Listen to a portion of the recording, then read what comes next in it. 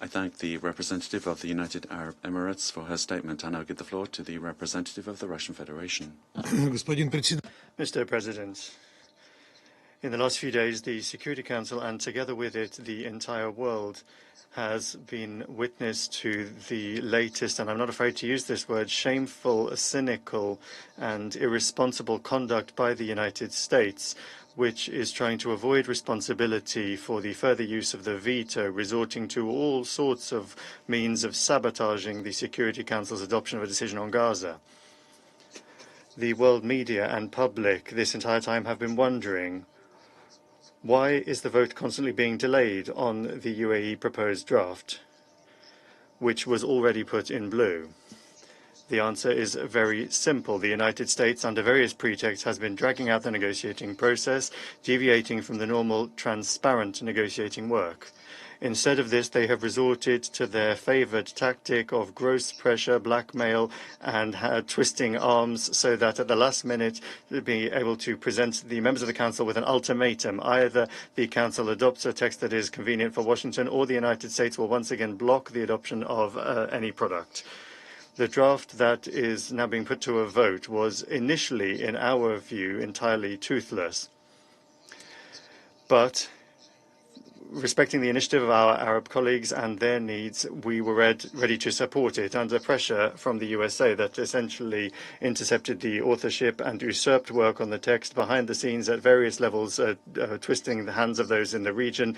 With each new drafting, the text lost more and more important provisions.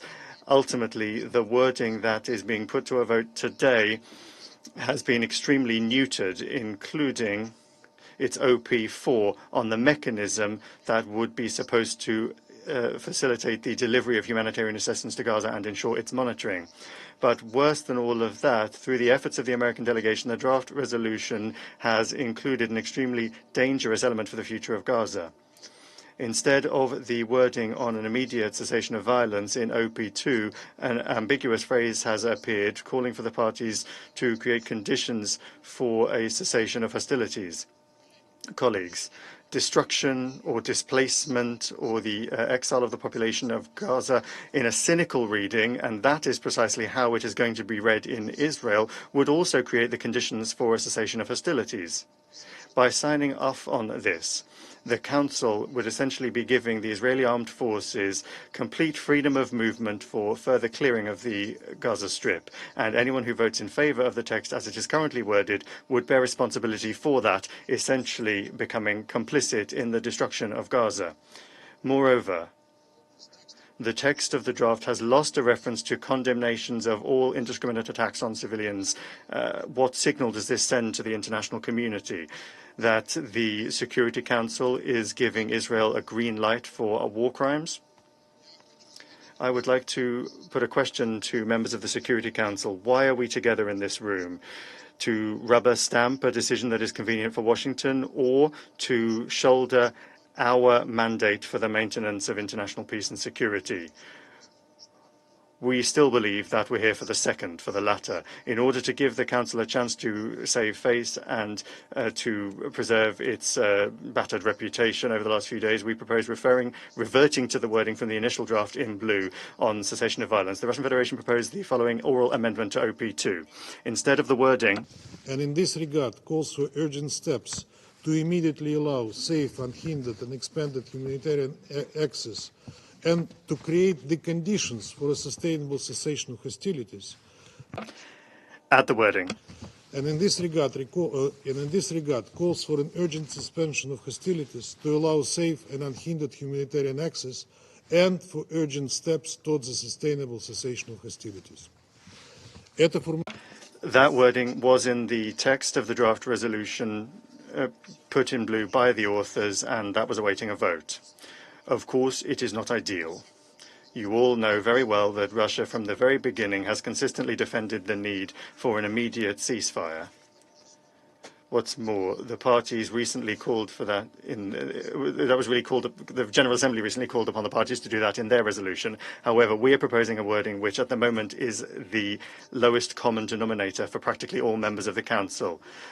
A vote on this amendment can be a moment of truth to show who of the members of the Security Council wants to end violence in Gaza and save the lives of civilians, and who is guided by conjunctural considerations.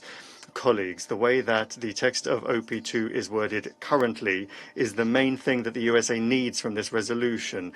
Under a cunning phrase containing the words creating the conditions for a cessation of hostilities, Israel will be given free hand to further non-time limited, entirely unrestrained, indiscriminate bombings of civilian infrastructure and the civilian population of Gaza. We call on delegations to vote in support of what we just proposed and what was initially proposed by the UAE delegation, the language in OP2 on an ending violence. Thank you.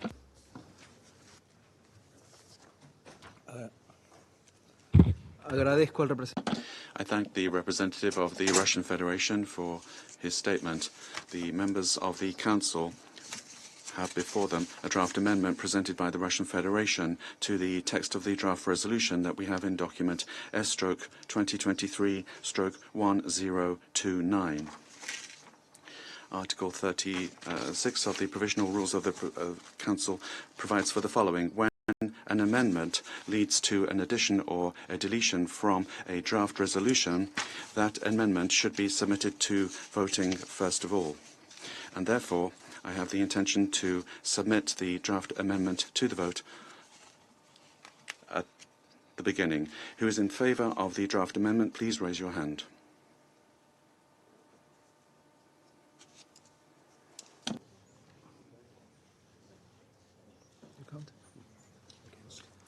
En contra.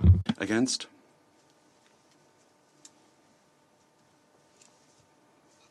Abstentions?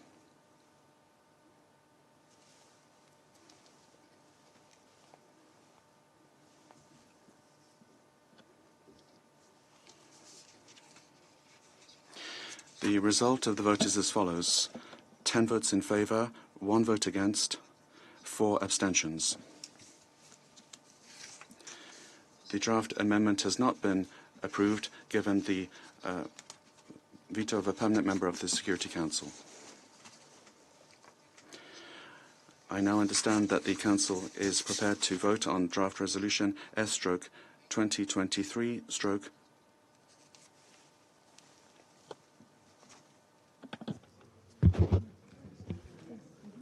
Previo a esto. Prior to that, we will give the floor to the United States. Thank you very much. I'm not going to respond to Russia's rant, a country that has also created conditions that they are complaining about now in their unprovoked war in Ukraine. But colleagues, the United States, as you see, we did not support the amendment put forward by Russia. We believe the humanitarian resolution before us calls for urgent steps to immediately allow safe, unhindered, and expanded humanitarian access, and to create the conditions for sustainable cessation of hostilities. This is a strong step forward, and we believe the Council should speak out in the amendments, in the resolution that's been put before us, and move forward with a vote on this resolution. So thank you very much. I thank the representative of the United States for her statement. So now we will proceed to the voting. I understand that the Council is ready to vote on the draft resolution contained in document S/2023/1029. I will now submit the draft resolution to the vote.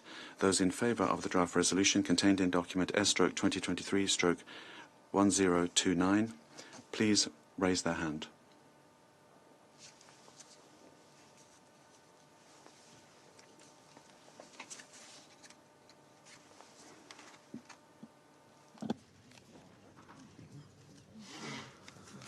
En contra. Against? Abstentions?